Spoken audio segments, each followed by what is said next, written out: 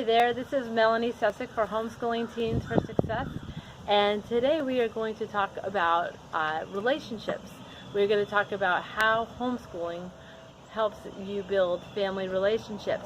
But before I get going, if you could click the subscribe button below and the bell icon, and that will tell you when I do more videos. Usually I do one video a week, although I don't have a specific day that I do it on. And also, if you like this video, hit the like button. Okay, so now we can begin. When I talk about homeschooling builds, helps build strong families. Homeschooling Builds. I'm gonna say that the probably number one reason for that is something so basic. I'm gonna say that the probably number one reason for that is something so basic, and it's just time that you have together. And that's not saying that you have to homeschool to have a strong family. Just that when you homeschool, you have so much time together to just really deepen those relationships. And I'm going to talk about the relationships on a couple different levels. So it's by building the individual relationships, you thereby build the family, but you can do a lot with the family too. When we began our homeschooling journey back in 2006, when my little 4-year-old, I started doing pre-K, K4 I guess, with her. I mean, of course, when you've got little children, you're pretty much schooling them since the day they're born, just not in any sort of academic sense. But when I started a more of a formal program in K4, which, by the way, ended up being mostly me reading to her. And now, as I look back, I think that was awesome. Something God did for us, not that I did for us. Because of other things that were going on, that was mostly what I was able to accomplish. We had some health issues in the family, and that was what I could make happen. And so I'm thankful for that as I look back, although at the time I felt very stressed out about that. But I digress back to building strong relationships. Our number one reason for homeschooling was and has always been that we wanted to give our kids a Christian worldview. And we do not feel that that is something that public schools are doing and really even can do as well. But my second reason has become and the reason why I haven't, since I have all of them that I could put into private school if I wanted to, but that would require other sacrifices. I haven't wanted to do that because I feel like the biggest thing I would miss out on is time with them. We did have them in basketball last year in a private school, and it was just basketball. So they were with me all day until about 2, and then I drove them over to the school for either basketball practice or a game. I said practice was probably a little bit later, games were earlier. And I tell you, it was a whole different life. And if they were in a school, if I was taking them to a private school, because that was my only really other valid choice for our family, I would drop them off at 7 or 8. Sorry, we live in an area with a lot of planes, so I'll try to talk over them. One thing I didn't think about when we decided to sit outside, but anyway, it's a price of it's freedom. That's what we say every time we hear them. But one thing with the schedule is they would be gone, then they would go to practice if they wanted to do extracurricular activities, and then they would come home, race through dinner, do homework, and basically I would see them or interact with them on the weekend, 2 days out of 7, whereas now I can interact with them even in basketball season, 7 days out of 7, and I love that. The relationships, there's really 4 different levels of relationships. There's the parent with each child, the parent, mainly the homeschooling parent, with all of the kids together. There's sibling relationships between each other, and then there's our family time.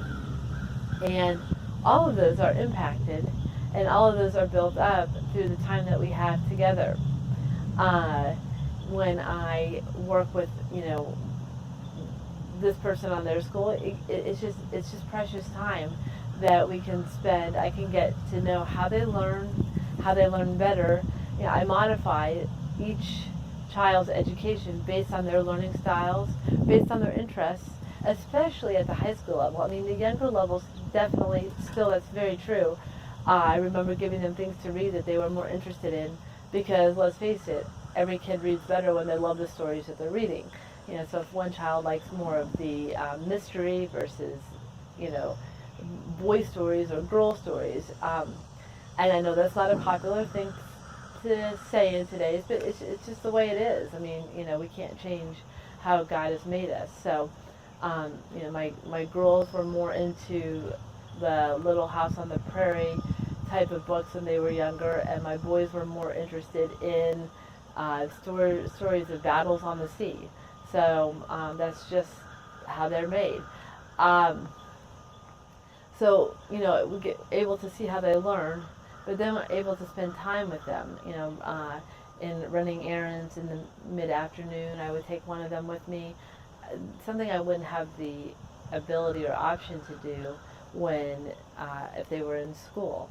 And homeschooling, time-wise, when they're younger, it really only takes, a few hours in the elementary years to get through school. As they get older, they become much more independent, but it takes longer. So there's less time. I'm involved less, but I still get to spend that time and direct their learning based on the choices in curriculum that we've made.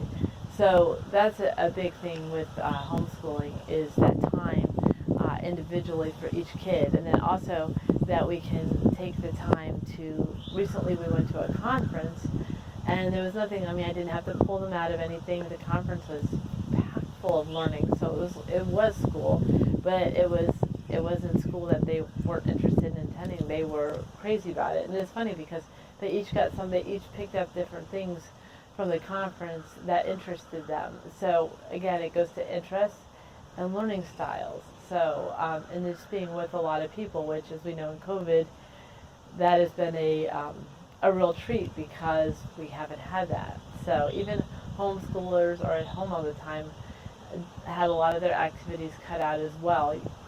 If you haven't homeschooled, you know what I'm saying. If you haven't homeschooled, you think that, we're just at home, but no, we're very social people.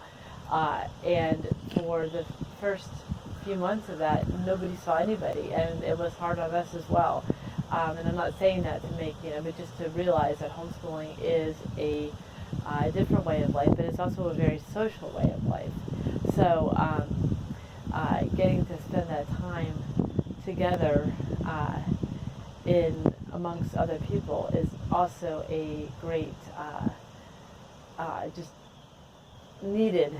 I don't say great, but it is great, but it's needed part of the homeschool life. So anyway, spending time, especially when you're intentional about your time, really impacts. It's why I don't want to go and put them in private school. It's why I just love spending the time with them. I love getting to know them, and I love for them playing together. I don't even hear it until I'm doing a video. I'm sure this happens all day long. But I love to be able to spend the time with them each and every day, and working on, when we're not doing school, working on projects together, such as my daughter, who helps me film these videos. I want to train her for the world. So anyway, to wrap this up, I would say that time is the biggest help in helping to build those relationships. And none of us are perfect. We all are going to deal with each other all day long, and we have to work through things. And you're going to be doing that the rest of your life. This is a great training ground for that. So anyway, I hope this helps. If you like this video, hit the like button. If you have any comments, leave them in the comments below, or you can go visit me over on Homeschooling Teens for Success. I'm going to link to an article that has more information. Oh, the one thing I probably also didn't talk about in this video, and I'm going to just mention it here, but if you head over to my article, you'll get more on this, and that's it. When you're homeschooling, your kids see much more of your marriage than when you're not, because you're around. Especially right now, my husband's working from home with the whole COVID crisis. So we've seen a lot of, they've seen a lot of our marriage in these last 8 or how many ever months it's been. But even when we're not in this crisis, they still see, because they're here, they're around, and he works from home 2 days a week. They still see a lot of our marriage, and that, that's a good thing. It makes us work harder at the marriage, and it makes it gives us a chance to all work through things in a healthy and constructive way. Not that we don't make mistakes, because trust me, we do all the time, but they see it, and hopefully that will help them when they be successful, when they go out and have marriages of their own and children of their own, how you work through things to in a healthy way, to get to a good way of living and a non-combative way of living, I guess. So, and the other thing, I said I was ending, but here I am. The other thing is that when I was growing up and we were all in school, we were all in different grades, so I almost never saw my sister or my brother, and they get to have these relationships that I hope when they get to be adults, that they're have much tighter units. Not that I am not tight with my sister and my brother, but I don't really talk to them very often. I mean, I love them, so I guess I'm not tight, but I love them, but I just don't have the relationship that I'm hoping that my kids have at the in their grown-up years with each other when we are no longer around. So anyway, I hope this helps, and I will see you in the next video. Bye.